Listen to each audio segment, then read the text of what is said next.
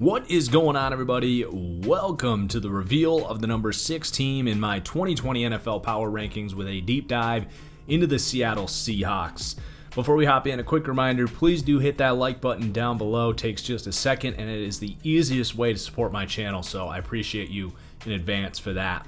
So Seattle coming in at number 6. We know this is going to be a good football team. They have proved that under Pete Carroll and Russell Wilson, they will never be anything less than that and never will be a team that you're going to look forward to playing against. The question is, after this team lost to Green Bay in the divisional round last year, they were certainly a flawed team, not the best roster in the world, though they have one of the best quarterbacks in the world. The question is, can trading for Jamal Adams, can bringing in some new pieces here, and can they freaking open up this offense just a little bit more to the point where this is a more legitimate Super Bowl contender? Obviously, they can win any given game with Russell Wilson and with Pete Carroll and the continuity and culture that he instills. They're going to be a good football team, but how good can they be? And that's why this video is going to be so fun. It's a very unique football team. We've got a lot to talk about, so it's going to be a great deep dive. If you're new to the series, what we do is we talk about the coach and culture. We rank them, then we rank each position group, how they stack up against the rest of the league. While we do that, you'll be looking at my own custom Madden roster if you are watching this on YouTube. If you're on the podcast, I do appreciate you. But while that is a video game, I realize that it is my own roster, my own ratings. So it's a nice copyright-free graphic that I can use to show you how I perceive each player. So just keep that in mind. Then we're going to talk about this team's schedule, my win total expectations in comparison to their Vegas over-under. So it's going to be an action-packed episode. Looking forward to it. Let's start off talking about the coach and culture here, which is actually going to come in perhaps lower than you would expect at 17th. And while I appreciate Pete Carroll a lot for what he's instilled here from a culture perspective, whether it's player development through this open competition mentality where it doesn't matter how much you're paid or where you were drafted, if you come in and you work hard, you're going to play. I appreciate that. On top of that, his scheme, the Cover 3 Seattle scheme, has been copied around the league, and it's a scheme that we know works on the defensive side of the ball. But I also think a lot of what Pete Carroll's mentality is here, paired with whatever else is going on, does hold this team back. And I think a lot of Seahawks fans actually will agree with that, because this sort of tough defense, run the ball mentality does a lot of times hold this offense back that has a quarterback in Russell Wilson. Let Russ cook, right? Like, it feels like far too often this team is stubborn. They run the ball too much on first and second down. Then they lean on Russell on third downs to bail them out. And they lean on Russell late in games to dig themselves out of holes and open up this offense. And I don't think that's going to change much this year. It's just what Pete Carroll is. It's how he knows how to win football games. And it's fine. It works. It wins you a lot of games. But when you have a quarterback in Russell Wilson, a lot of times that's not the right thing to do. So I do think you need to account for that with this team, because I think it's the biggest thing holding this team back. So that's their ranking. They're going to come in 17th. It is what it is. I have them 4th on defense and 20th on offense. I have a ton of respect for Pete Carroll. I'm not saying he needs to be fired. I think he's one of the better coaches in the league, especially on the defensive side of the ball. I just wish he wasn't so stubborn with what he wants this offense to look like, because I think it could look a hell of a lot better. And he almost certainly seems to be the one pushing this mentality that they don't need to surround Russ with a offensive line and a plethora of receiving talent, as opposed to drafting running backs and defense and just kind of letting Russ figure it out. I think it does hurt this team a little bit. So now that that's out of the way, let's talk about the roster that they have to work with here. Lots to discuss. So starting with the quarterback ranking, it's a pretty short discussion to have. I think if you don't have Russell Wilson as the second best quarterback in the NFL right now, I would question how much football you watched last year. He was simply remarkable, really impressed pretty much everyone. I think even a lot of Seahawks fans at a lot of times were impressed with how good he was. The accuracy was phenomenal. We know he can dance around the pocket and extend plays. He's not, and probably never will be, some quick processor, a guy that wants to get rid of the ball quickly, but that's not even necessarily a knock. That's just what his play style is. He's going to create big plays and put a ton of pressure on defenses to make sure he's contained from scrambling elements, but also to have to cover these receivers for longer than you would expect because of all the time that he's going to buy back there. He's so careful with the football. Very rarely will he throw interceptions. There's just not a lot else to say about Russell Wilson. He's simply phenomenal. Other than, I wish this team would open it up just a little bit more. You don't have to, become the Chiefs and throw the ball all the time. I just, a few less power runs on 2nd and 9, I think would go a long way towards this offense reaching its potential under Russell Wilson, but that's not Russell's fault. I would end by saying that I think based on what this team would have been without him last year, I would have felt comfortable giving him the MVP instead of Lamar, but I also don't want to take too much away from what Lamar accomplished. But the fact that it was unanimous and nobody voted for Russell Wilson, I think, is not right. I think Russell was the best quarterback in the regular season last season, given Mahomes missed some games. The backup situation with a veteran in Geno Smith who you can't lean on, and Anthony Gordon, who's an interesting Washington State quarterback that some people are hoping can be the next Gardner Minshew. I don't think it's going to happen, but you're just in a lot of trouble if anything happens to Russell Wilson. But second at the quarterback position, Russell does a great job keeping himself healthy, so I don't think you got to really worry about that. But yeah, the backup situation is not great. Let's move on to the rest of this roster. The running back room is deep. It ranks 17th. I like what Chris Carson brings to the table as a power runner. He's one of the toughest tackles in the league right now as far as his tenaciousness, his unwillingness to go down. He's kind of a beast mode light in a lot of ways, and I think Pete Carroll loves that about him. He's in a contract year here. He hasn't been able to stay healthy. I don't know if you can expect to get 16 games from Chris Carson. I think that's a big reason this team signed Carlos Hyde in the offseason to kind of be that true backup to Chris Carson. So I like what you have from a power running perspective. Neither of these guys are true 3-down fear factor types of backs. Carson leaves a little bit to be desired in the receiving game. His hands are not great. They're not terrible. He just doesn't really accelerate all that well. He doesn't make a ton of guys miss in the open field. The things you normally look for from a true do-it-all, 3-down elite back. That's not truly Chris Carson, but he's a good fit for what this team wants to do as far as that ground and pound approach. He is a guy that will really wear on the defense because he is a load. And he does have some explosiveness as well.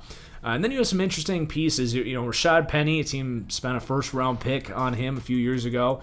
When he gets going, he's incredibly difficult to tackle. He is a speed train type, like full speed ahead, almost impossible to tackle when he can get a lane. It just hasn't happened very often here. He hasn't been able to stay on the field. They don't have a great offensive line in front of him either. If you put this guy behind Dallas's offensive line or Philadelphia, where you can put him behind a pulling guard on a power run and just give him a lane to just hit hard, like he's going to be insane at that. But I just don't think they do that good enough here in Seattle with this offensive line. He showed a lot of good things as a receiver at San Diego State. You would love to see them get him going on that more. It's just a matter of him staying healthy, becoming a better pass blocker, and becoming a better route runner. I did like the DJ Dallas pick in the 4th round. I think he's a good fit here. He's not unlike Rashad Penny in that he is very fast in a straight line. He's powerful and tough to bring down. Doesn't have the best vision, doesn't have the best elusiveness as far as making guys miss, but an interesting athlete with some size that I think as a 4th guy here can step in if all of these guys get hurt and play to the scheme and do some nice things. Travis Homer, more of that scat back in the 6th round last year, so he could play if they wanted more of that traditional 3rd down back. I think he might be the guy to be that. So it's an interesting room. It's a bunch of good, not great running backs, I think. You've got your kind of power threat in Chris Carson, so I like the group as a whole. They rank 17th. Let's talk about the receiving ranking that is similarly, it's hard to say average because it's a very good receiving group. It's just there's a lot of good receiving groups in the league, and this team doesn't have that true number one elite guy. You don't have Hopkins or Julio Jones or that, whatever. But you also don't have the depth some other teams have. So you do have Tyler Lockett, who I would say is a top 15 to 20 receiver in the league. He is one of these guys that when you talk about the ability to separate, he's got it. He's a phenomenal route runner. He will win contested catches. He's great after the catch. He's a great fit here with Russell Wilson because he'll get open for him. He'll create after the catch, and then he also has a great rapport with him as far as play extension and finding holes in zones and getting in the right place when that play breaks down. So you love what you have in Tyler Lockett as your first option. Then you have DK Metcalf, kind of the opposite. Not a great route runner, but he is the guy that has the size here and is a great complement to Tyler Lockett. So I like what you have there, and he really burst onto the scene. I think nobody can really explain how he was a second-round pick last year. This guy is just a freak. One thing that I do wish he was a little bit better at last year was actually winning those contested balls. Russell throws such a great vertical ball. Metcalf just didn't come down with as many as I think he can as far as those sort of back shoulder go balls, using that size to his advantage. Now, he still did a lot of winning on slants and showing a lot of great ability after the catch with that size and toughness. And it's not like he didn't win vertical contested balls. I just think at his size, with his freakiness, he's got a lot of room to grow and more to impress as far as being that trusty jump ball target for Russell Wilson. I think he can be even better. So I do like what you have in that 1-2 punch there.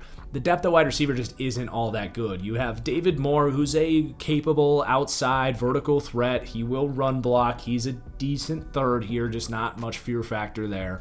They bring in Philip Dorsett, who I think is more of a backup to Tyler Lockett. If anything were to happen there, he can play in the slot and offer some of that shiftiness. A guy they can design touches for, get the ball in his hands on screens, all that stuff. Then you have John Ursua, more of your traditional route-running slot type, and Freddie Swain is an interesting player who has some physical skill sets. He's very quick. I actually liked the routes that I saw from him coming out of Florida. Definitely swept under the radar, considering he was playing for a pretty talented receiving group at Florida, didn't have the best quarterback play, and was in a very deep receiver class. So I actually kind of like Freddie Swain. I think he'll make this team and could actually compete for some opportunities as this team's fourth wide receiver. And then keep an eye on Aaron Fuller as an undrafted guy out of Washington who made some pretty spectacular plays. And has some good ball skills and athleticism, but not necessarily speed, more quicker than fast. But an interesting player that kind of fits that sort of Doug Baldwin undrafted mold. It's kind of a tough, scrappy player and a lot of lights with some quickness. So keep an eye on him. I don't know if he'll make the team, but I thought it was a pickup that made sense. Then the tight end room, you have a lot of names to talk about. It's definitely a group with this run-heavy offense that they want to be deep and multiple and embrace a lot of competition here. So they really have 6 deep at tight end of guys that are going to compete for playing time. Starts to me with Greg Olsen, the veteran that we're all familiar with, comes in here.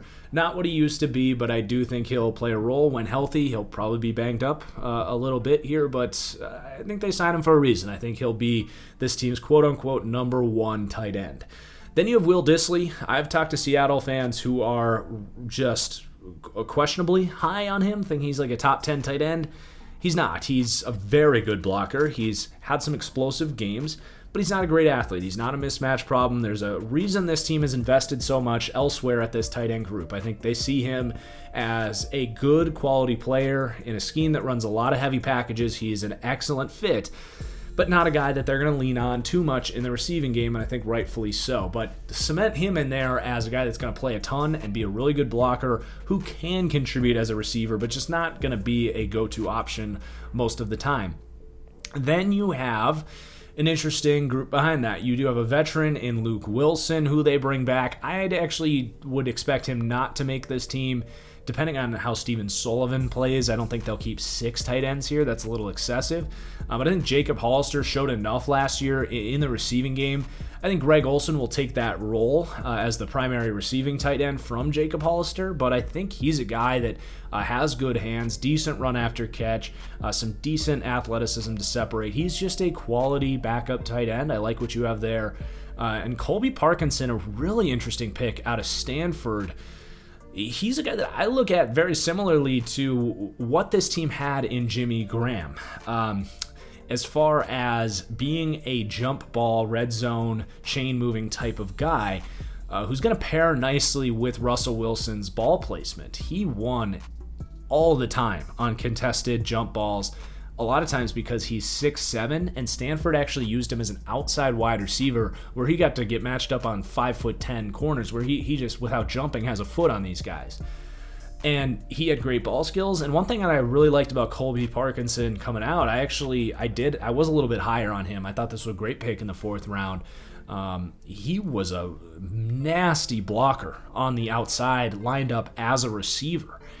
He just put corners on their ass, and he used that length to his advantage to be an excellent blocker on bubble screens and outside zones. So I think Seattle's got a plan for him to rotate him around as a bit of a slot receiver of sorts, maybe get him involved in heavier packages near the red zone. An interesting player. I don't think he'll ever be a true traditional tight end. That's not really his game, to be honest. He's a unique weapon that I think, because this team spent a 4th round pick on, they're going to have plans for him.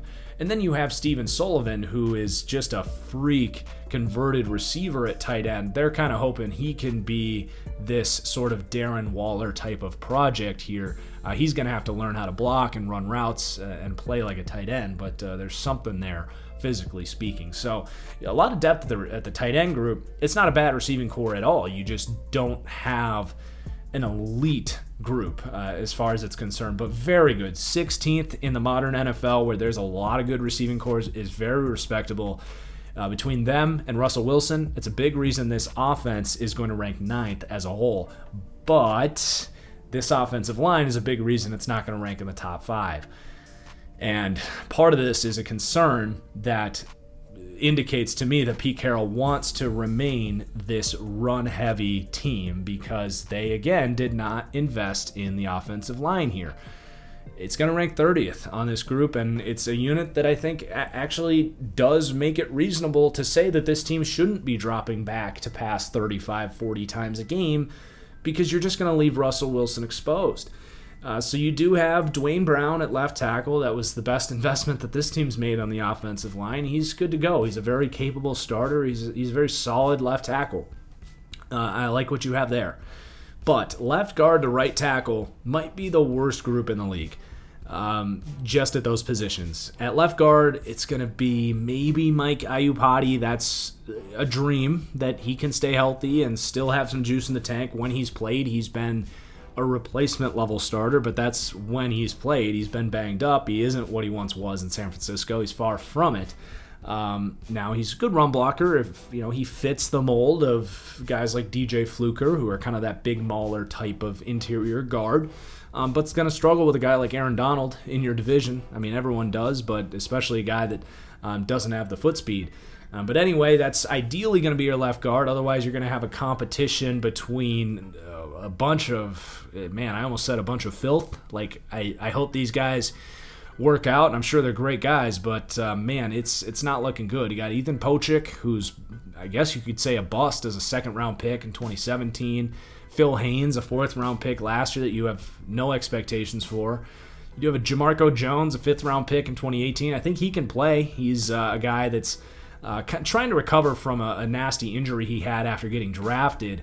He has potential to play guard.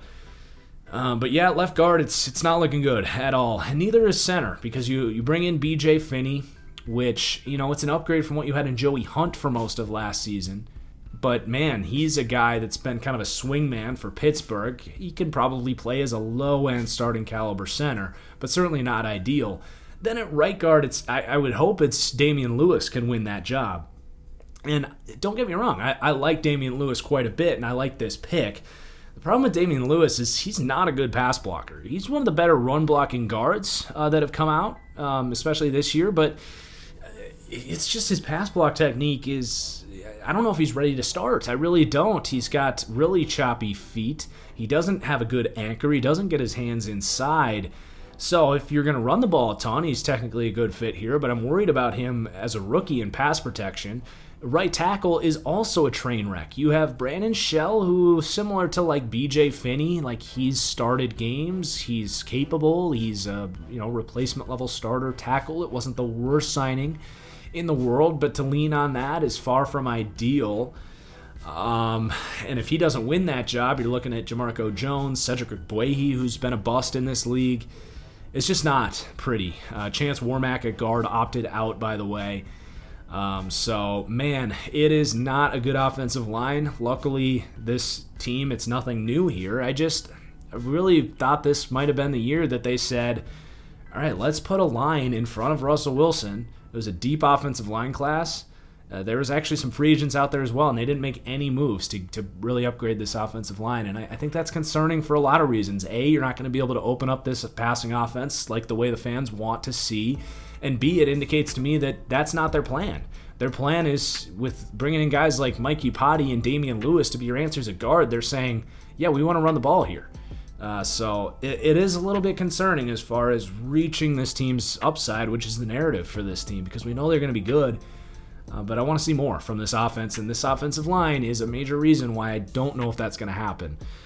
So 9th overall for offense. You've got the second best quarterback in the league. You've got really good weapons to spread the ball around here. You're going to have a good run game, I think. But, yeah, man, it's just there's going to be weeks where you're like, what are you doing? Let Russ cook. So 9th for offense, and then 9th for defense. It's a really good unit. We're going to have a fun conversation about the Jamal Adams trade and some of these rookies that they've brought in. But ultimately, can they overcome what's going to be a really poor pass rush that we'll talk about here?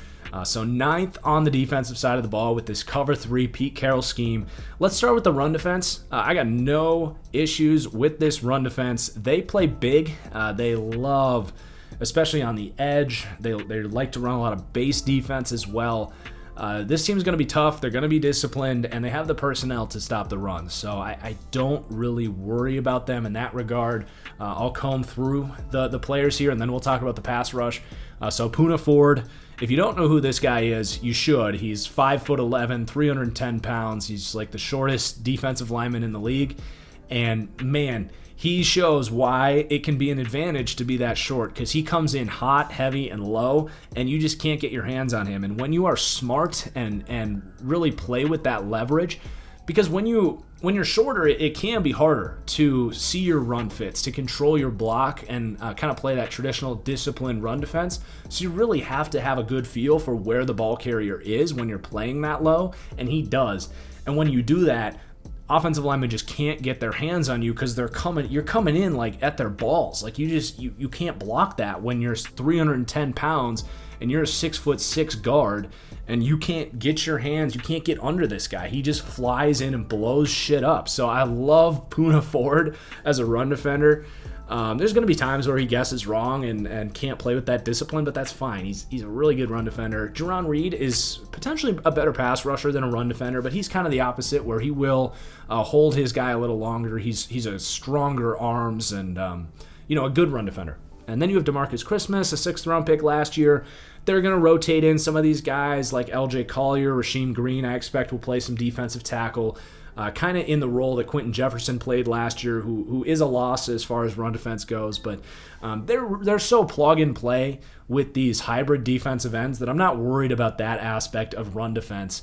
And yeah, you're going to have Green, you're going to have Collier, you're going to have Benson Maiola, who, it makes sense. Like, you got good run defenders on the edge here, which makes sense because you are playing against a team in the Rams and the Niners 4 times where they're going to hit you with outside zone for days. So you want to have really sound, disciplined, strong, long arm defensive ends here. So I like their kind of planning for their division.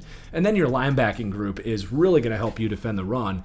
Obviously, Bobby Wagner, phenomenal run defender. We all know what he brings to the table. KJ Wright still has it. And you bring in Jordan Brooks, who we'll talk about maybe some struggles as far as a coverage player for this first-round linebacker out of Texas Tech. But, man, he is a heat-seeking missile that, given the amount of base defense that this team likes to run, which I think they'll transition out of that a little bit, but they led the team in they led the league by a landslide, running base 4-3 defense. I think it was close to 70% of the time last year. Michael Kendricks is gone. Jordan Brooks is in. So I think we'll see some change in that we'll talk about when we get to the secondary, but I still expect this team to run a lot of base defense. So we're going to see a lot of Jordan Brooks on early downs, especially against teams like the Niners, where they're going to run a lot of 12 personnel, 22 personnel with just 2 receivers out there. He's going to be a good player to match up against some of these outside zones because he's going to be able to contain those sideline runs. So they're definitely planning to beat the Niners here in a lot of ways, which I do like. And we'll talk more about Jordan Brooks in a second. But yeah, run defense is going to rank 10th. Really sound unit. I didn't even mention Brandon Jackson, who this team brought back, who's, again, one of these bigger-bodied hybrid edge guys, or the rookies, Robinson and Taylor, who we'll talk more as pass rushers. But let's talk about this pass rush that ranks 31st. It's a mess right now, and maybe they bring Jadeveon Clowney back. Even if they do, I don't think it's anything more than the 25th best pass rush, and it certainly wasn't very good last year with him. But as far as what they've done to replace Jadeveon Clowney, as overrated as he is, it's almost nothing. I thought this team was a clear candidate to go and get Everson Griffin. I thought he would have been a great fit, but nope, no Griffin here other than Shaquem Griffin. They do bring in Bruce Irvin, who is way past his prime. Now, maybe can get rejuvenized in this scheme, but I don't see him anything more than a 35 pressure rotational third, to be honest. I don't like him as a starting edge rusher. You're really leaning on the young players to step up right now. You've got, to me, your top 2 edge guys, Rasheem Green and LJ Collier.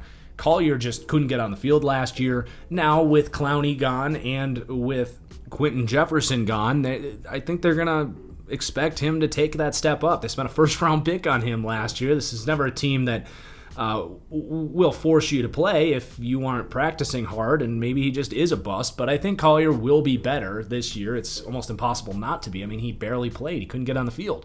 I did think Rasheem Green showed some nice signs. This is a guy coming out of USC with all the tools that just kind of felt like a guy that was really raw and needed a couple years. So maybe in year 3 here, he can take that step up and emerge. I think he might be the guy that does. I think he's the guy that has the upside to do that amidst this group. You do have Benson Mayowa, who's a very, very average starting caliber edge player. Was solid for the Raiders. And I think he'll play a role, especially in run defense. And then you have the 2 rookies, Darrell Taylor, who's currently on the non-football injury list, and Alton Robinson. Now, the NFI listing for Darrell Taylor is certainly concerning. I actually had a higher grade on Alton Robinson coming out, and I'm actually going to stake my claim on that one that Alton Robinson will be the better pass rusher. I think he's more explosive. I think he's more polished. I had one of the more fun scouting reports on Alton Robinson in that this guy's a freak. He shows those flashes. The problem with Robinson is he's built like a 6'5", 265-pound power rusher, and he needs to learn to play like that, to get his hands inside and use that leverage and get off to win with a bull rush. And he needs to play more like that and less like the 240-pound speed rusher that he thinks he is, because he does have explosiveness. He can win with speed and bend around the edge, but he tried to do it every snap, and tackles are just going to get used to that. He needs to develop some physicality to his tool belt, but I really like the tools that he does have physically. So I like Alton Robinson, and I would not be surprised at all if he is a much better player than Darrell Taylor, who just, to me, was just as raw but not as athletic. I didn't get that pick in the second round at all. If you can't get the tone, this edge rush is a major concern. And interior, it's not like you have, Chris Jones or Grady Jarrett to help you from the interior. I do like what you have in Jerron Reed, and he missed a lot of time for that suspension last year. It will be an upgrade to get him for the full season. He's a good pass rusher. He's got great technique, wins in a lot of different ways, and I think he's the best pass rusher you have here, which is kind of sad. Poona Ford can generate some power, but not a great pass rusher, and you don't really have anything else on the interior.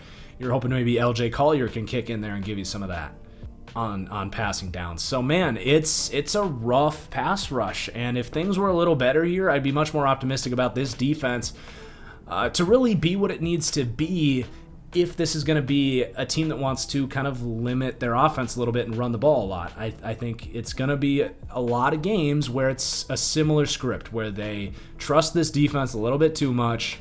Good passing games can just kind of pick this defense apart, as good as the secondary could be, and it's all going to be matchup dependent, but when you don't have a pass rush virtually at all, good teams are going to find a way to exploit your secondary no matter how good it is. And then you're going to see this team say, okay, shoot, Russell, can you get us out of this problem? So that is a concern. I also didn't mention Shaquem Griffin. He's kind of that hybrid outside linebacker that I don't know how much he'll play with them bringing in Bruce Irvin here, just because I feel like the role that Bruce Irvin will play is kind of that speed edge threat that you try to scheme up. But Griffin actually played like one of this team's best edge players last year, which isn't saying much, but definitely cheering for the guy to continue to make an impact on this team. But let's talk about the linebacker group. They're going to rank second in the league, so I still think very highly of this group. I will say Bobby Wagner, I don't think he's quite what he once was. I think he's lost maybe half a step. There was a lot of times last year where he didn't look like that lockdown threat in the middle of the field. Still a very good player. Obviously, I'm ranking this the second best linebacker group in the league. A big part of that is Bobby Wagner. But there's not this massive gap. It was him and Kuechly in 2018 were like just leaps and bounds better than any linebacker in the league. I'm not even sure Bobby Wagner is the best linebacker in the league, but I know he's up there, and his athleticism is still there, even if he's lost a little bit. And he's one of the smartest, most tenacious players in the league as well. But then you have KJ Wright, who certainly is not a great athlete, never really was, but at this stage in his career, entering, was this year 10? It's either year 9 or year 10 for him, which is a long time for these linebackers. But what he lacks maybe in that speed and acceleration, he makes up for with his length and the fact that, if he's going to be a step slower to the play because he is physically slower, he's going to leave a step earlier because he's so sharp mentally, and it accounts for a really solid do-it-all every three down linebacker type. Then you have Jordan Brooks, who kind of like I said, I think will be a major impact year one as a run defender. But think of, say, Bernardrick McKinney for the Houston Texans, who is a smart player, really tough, lengthy, athletic freak, but is very stiff at the hips and is going to struggle covering some of these tight ends and running backs out of the backfield that might have some better route running and quickness to their game. I do think he's a player that wasn't a complete liability in coverage, and as he grows in this scheme under some good mentors with Wagner and Wright, I think over time he can learn to be at least heady enough in zone coverage to get depth in his drops and play at least downhill as a zone cover defender. I don't think he's ever going to have the athletic traits to be an elite cover linebacker. Few players do.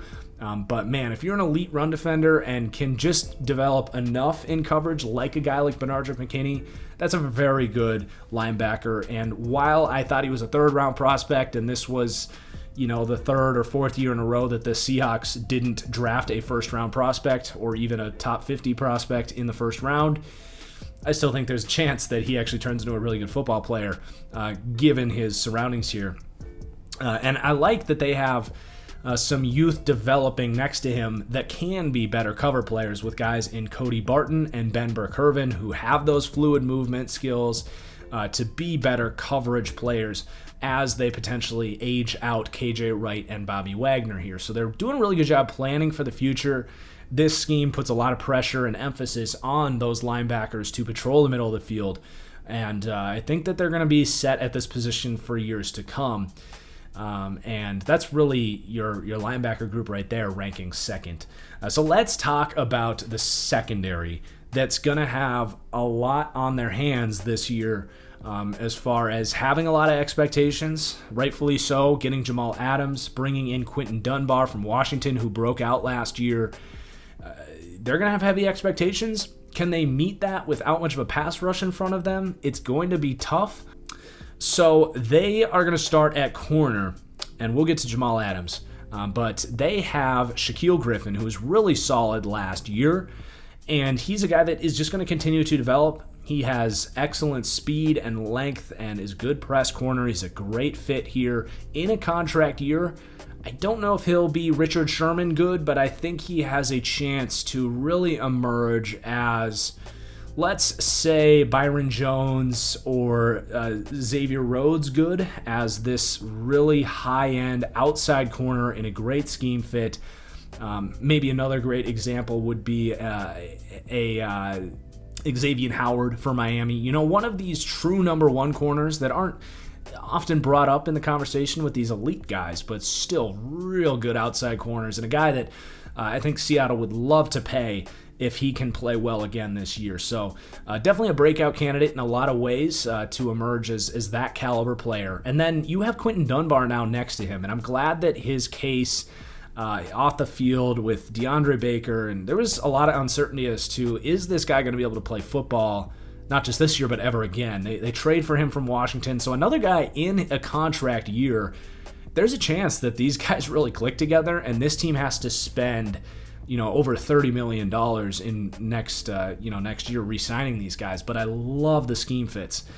Dunbar, I think, is a guy that's really going to like playing in this scheme too, because he is a lengthy corner, and that's what this scheme does, right? They press, they get in your face, they play a lot of zone, cover three, but it's what you call cover three man, where it's going to turn into man coverage very quickly, especially when you don't have the pass rush in front of them. And that's what's nice here, because when you think about the nature of, and we're going to talk about Trey Flowers in this conversation and how big of an upgrade Quinton Dunbar is to that.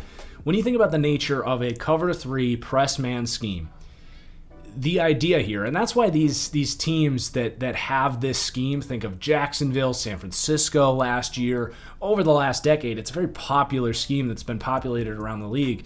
The ones that can do this at an elite level, and the Legion of Boom, back when they had Michael Bennett and Cliff Averill in their prime, these defenses become elite with great pass rushes, because when you think of the nature of the scheme, you get in their face early, and then you have these kind of lengthier corners that, because of their 6'2", 6'3", they're not going to be the quickest guys. And the idea here is that your assignment on the outside turns into man coverage for the most part. Now, they're not going to have you follow a guy on a crossing route, but that's basically your assignment, is you're going to press that guy. You're responsible for that third of the field. And, if this guy leaves, you're going to keep an eye on someone else entering your zone. But that's really the nature of the beast here. And Trey Flowers was not good at that with a bad pass rush. Trey Flowers is a physical, tough, good press, converted safety that can get in your face early, use that length to break up the short game. But if you got to cover for 3-4 seconds with a bad pass rush in front of them, you need guys like Shaq Griffin and Quinton Dunbar who can convert that to man coverage, handle some of the quickness that these receivers are going to bring to the table once they inevitably do get off of press. And I just think it's such a big upgrade to get Quinton Dunbar from Trey Flowers, who was a lot of times abused last year from teams that realized, if we can block long enough, Trey Flowers can't cover down the field. And I think Quinton Dunbar very well can. So very high expectations. I think day one, you're talking about a very high-end cornerback duo. I would say both regarded right now as high-end number two guys, but both of them could emerge in that sort of top 20 cornerback discussion as far as guys that you really got to pay $15+ million to keep around here. So I'm excited to see what these two can do together.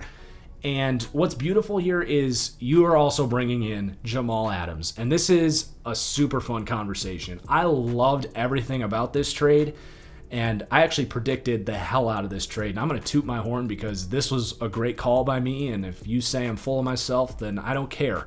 I said, a month before the trade happened, when Jamal Adams was getting leaked, that I can't think of a better option than Seattle, who has the cap space to pay him, who emphasizes the strong safety position, who wastes their first-round pick on third-round prospects every year anyway. It made so much sense. And for the Jets to, get the draft capital they did, I think this was a great trade for both sides if the Jets had to trade Jamal. And I love how he fits here as the Cam Chancellor role. Perfect fit. And I think it does a lot of things here. This team, like we said, ran a lot of base defense last year, 4-3 base. because they weren't very confident in this nickel position. They had brought in Quandre Diggs, who played a lot of free safety for this team. Marquise Blair was a second-round pick who couldn't prove to be that role. They also had, of course, Bradley McDougald, who they sent to the Jets for Jamal Adams. They didn't have that strong safety. They didn't feel, like they had that traditional kind of bandit linebacker strong safety role here, and they didn't feel like they had that free safety spot figured out. They ended up playing Quandre Diggs there last year for the most part. But this makes so much more sense this year, and I think it's going to boost the ceiling of this defense. Because Jamal Adams, this guy's a perfect Cam Chancellor replacement. I'm so excited to see him come in here and play in this scheme, light dudes up, basically make the linebacking group better, make the nickel corner position better, make everything better. This guy is just a top 10 player in this league. I can't say enough about that acquisition. Some people think they gave up too much. Seattle wastes their first-round pick every year. Who cares? So I love what he brings to the table. Just making that strong safety outside linebacker in a nickel position, like he's going to play that bandit linebacker in base nickel that will allow them to get back to the Legion of Boom defense that was a base nickel with Cam Chancellor as a sort of linebacker, strong safety, slot corner hybrid. That's perfect for Jamal Adams. But what's beautiful about this is it doesn't just make that position better, it makes your nickel corner much better, because you already had a guy on roster that was kind of being used, I don't want to say out of position, like he played fine as a safety, Quandre Diggs, but to have him now as a nickel corner that you can lean on, which right now is where Our Lads is listing him. I know there's conversation about Marquise Blair playing that spot. That doesn't add up to me. That's not what these guys' skill sets are. We'll see how that plays out. But between Quandre Diggs potentially playing nickel corner, and then you have Ugo Amadi, who can also play nickel corner, but was a rookie, and I don't think this team really trusted him at that spot. So, especially a guy that played mostly safety at Oregon. So, I love that. Next to Jamal Adams, I think you're going to get boosted at the nickel corner position. That was a weakness for this team. It basically forced this team to run. Michael Kendricks basically was their nickel corner for a lot of the time last year because of how much base defense they played. Quandre Diggs is going to be much better in that role than Kendricks was. The big question here is, can Marquise Blair take that step up at free safety in year 2?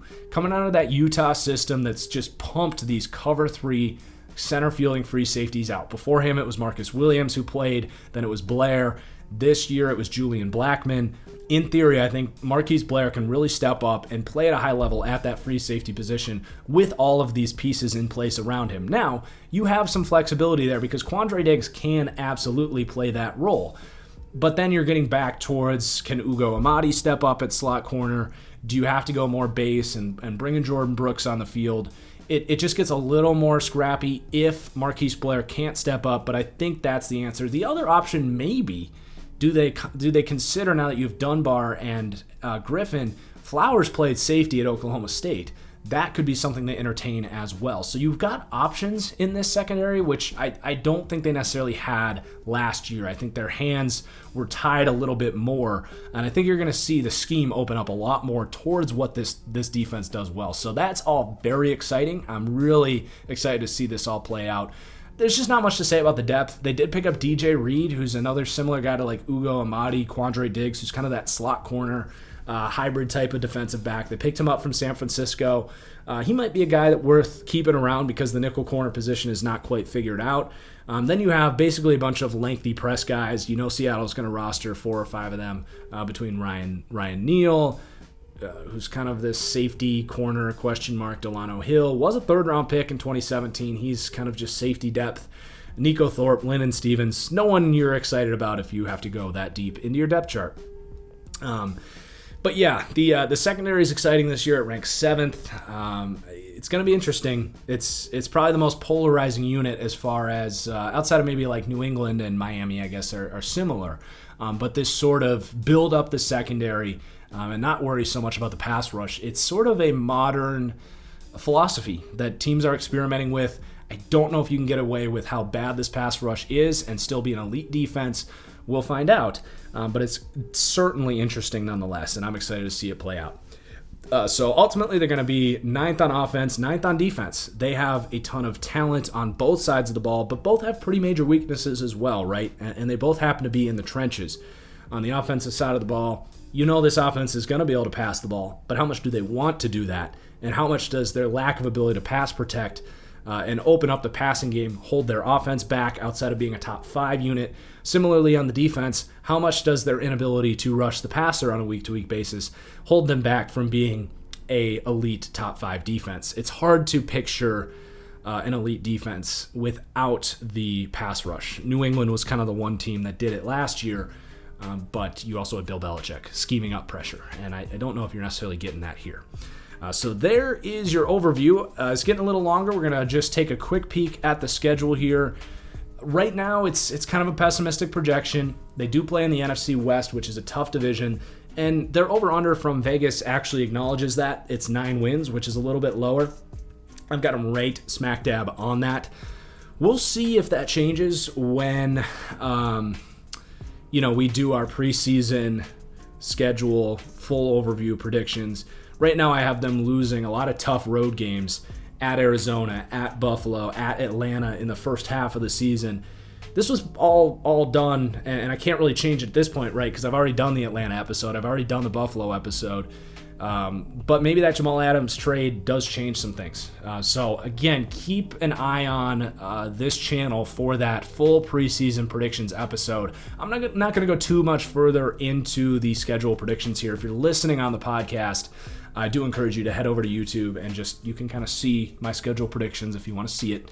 It's not the easiest schedule in the world. I've got them going 9-7, and right now I'm going to say no bet on the over/under of 9 wins, which is a little bit lower for the number 6 team.